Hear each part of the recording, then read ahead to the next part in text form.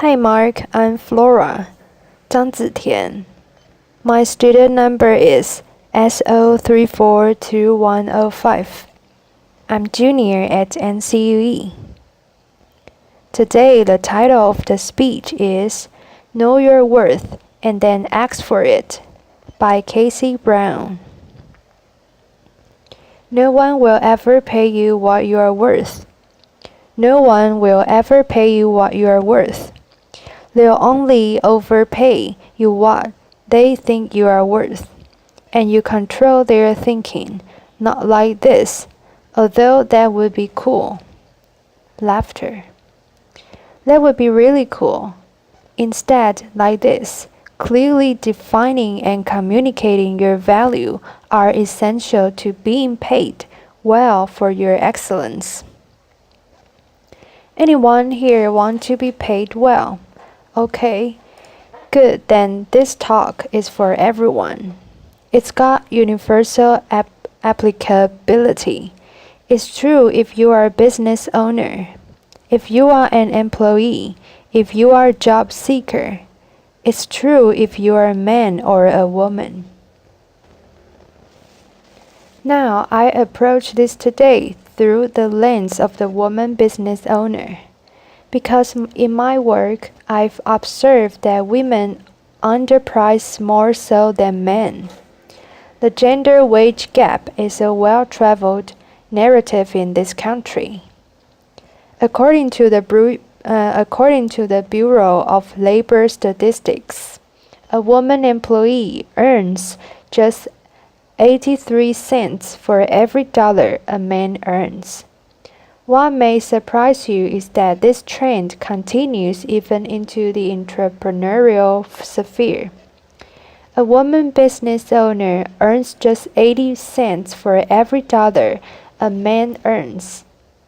In my work, I've often heard women express that they are uncomfortable communicating their value, especially early on in business ownership.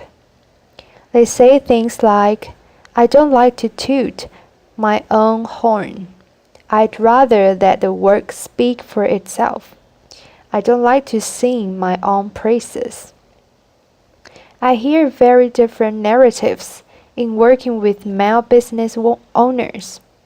And I think this difference is costing women 20 cents on the dollar.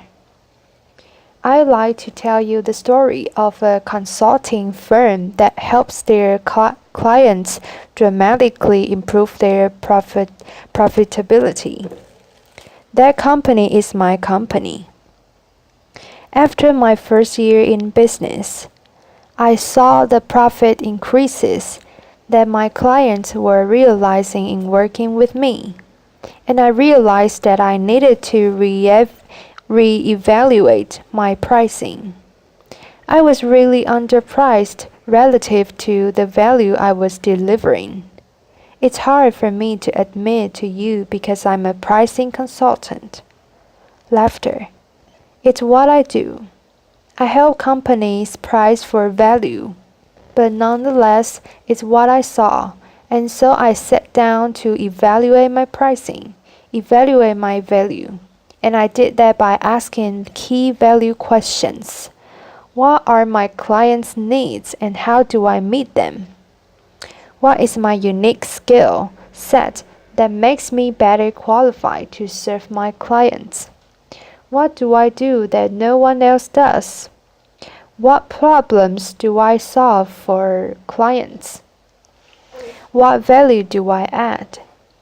I answered these questions and defined the value that my clients get from working with me, calculated their return on investment, and what I saw was that I needed to double my price, double it. Now I confess to you, this terrified me.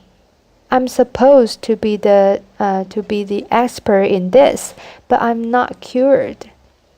I knew the value was there. I was convinced the value was there, and I was still scared out of my wits. What if nobody would pay me that? What if clients said, "That's ridiculous, you are ridiculous"? Was I really worth that? Not my work, mind you, but me. Was I worth that? I'm the mother of two beautiful little girls who depend upon me. I'm a single mom. What if my business fails? What if I fail? But I know how to take my own medicine, the medicine that I prescribe to my clients. I had done the homework. I knew the value was there. So when prospects came, I prepared the proposals with the new higher pricing and sent them out and communicated the value. How's the story end?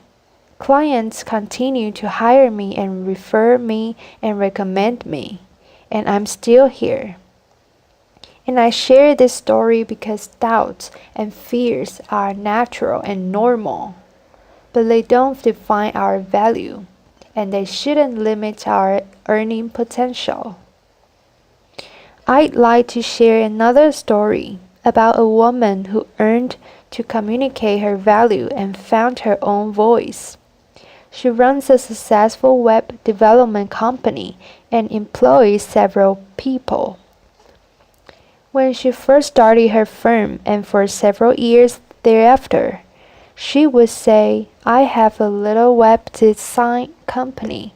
She'd actually use those words with clients. I have a little web design company.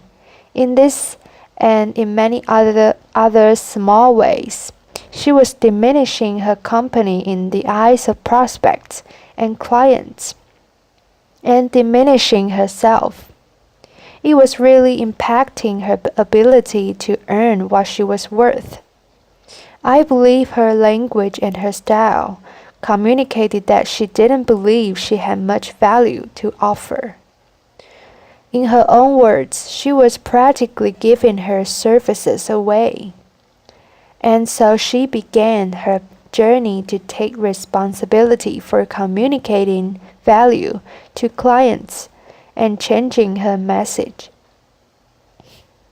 One thing I share with her is that it's so important to find your own voice, a voice that's authentic and true to you.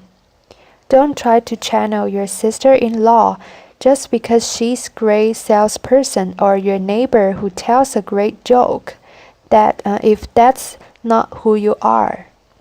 Give up this notion that it's tooting your own horn. Make it about the other party.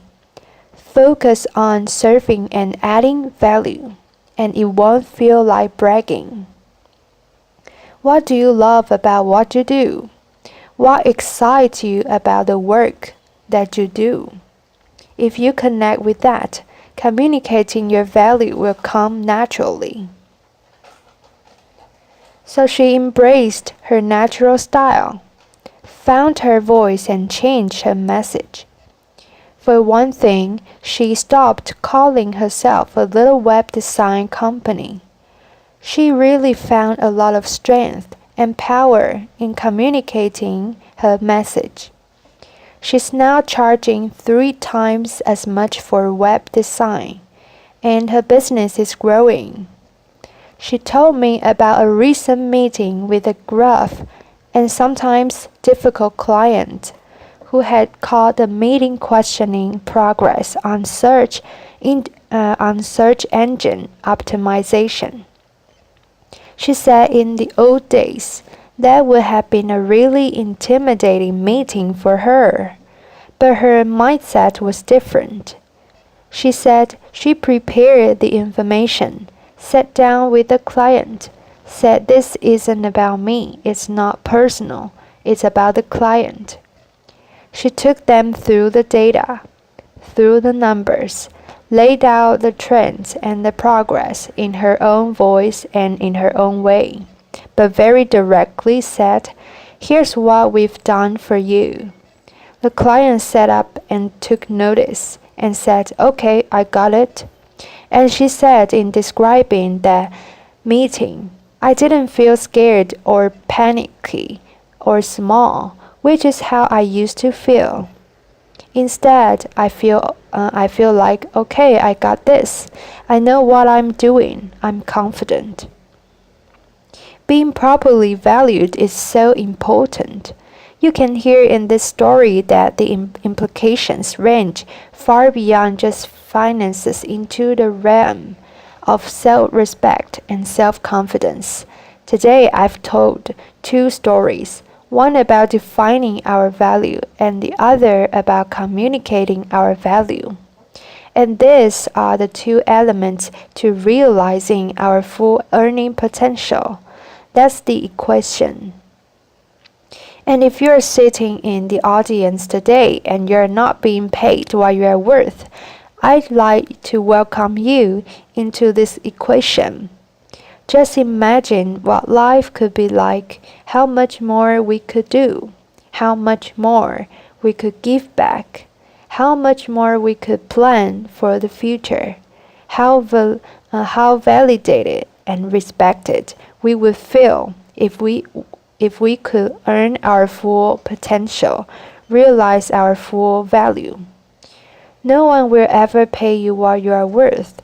They'll only ever pay you what they think you are worth, and you control their thinking. Thank you. Applause.